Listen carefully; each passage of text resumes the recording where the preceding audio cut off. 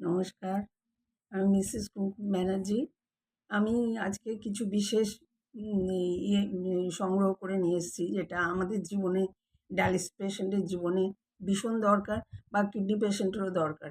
মোটামুটি আমরা জানি যে কিডনিটা খারাপ হয় এক হাই বিপির জন্য, high blood pressure, sugar high থাকলে বা পেন কিলার অতিরিক্ত খেলে এগুলোর জন্যই খারাপ হয় কিডনি। তাছাড়াও অনেকের জন্মগতও খারাপ হয় বা অন্যান্য কারণও আনুষঙ্গিক থাকতে পারে, কোনো ওষুধের রিঅ্যাকশান হতে পারে। তো আমার যেটা হয়েছে, আমার প্রেশার খুব হাই থাকে সবসময়।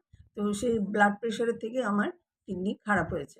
অনেকের সুগারের থেকে তো হয়। তো সেই জন্য বলছি, ঘরে অবশ্য ব্লাড প্রেশার মাপার মেশিন কিনে রাখার চেষ্টা করবেন।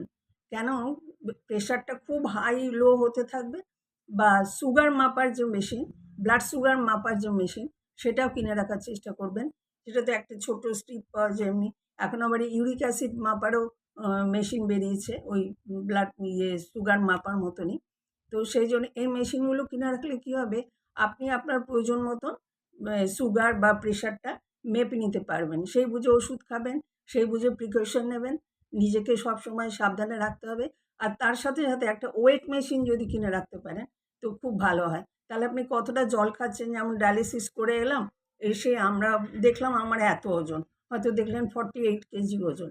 তো আপনার দুদিন পরের দিন, একদিন বাদে যখন আবার ডায়ালিসিসে যাবেন, তখন ওটা কতটা বাড়লো আপনি তাহলে জলটা কন্ট্রোল করতে পারবেন। সেই জন্য একটা মেশিন অবশ্য কিনে রাখবেন, ওয়েট মাপারও মেশিন একটা অবশ্যই কিনে রাখবেন। তাহলে দেখবেন আপনার অনেক সুবিধে হবে জলটা কন্ট্রোল করতে। আজ এই পর্যন্ত রাখছি। ধন্যবাদ আমার চ্যানেল দেখার জন্য সবাইকে। অবশ্যই সাবস্ক্রাইব করবেন। ধন্যবাদ।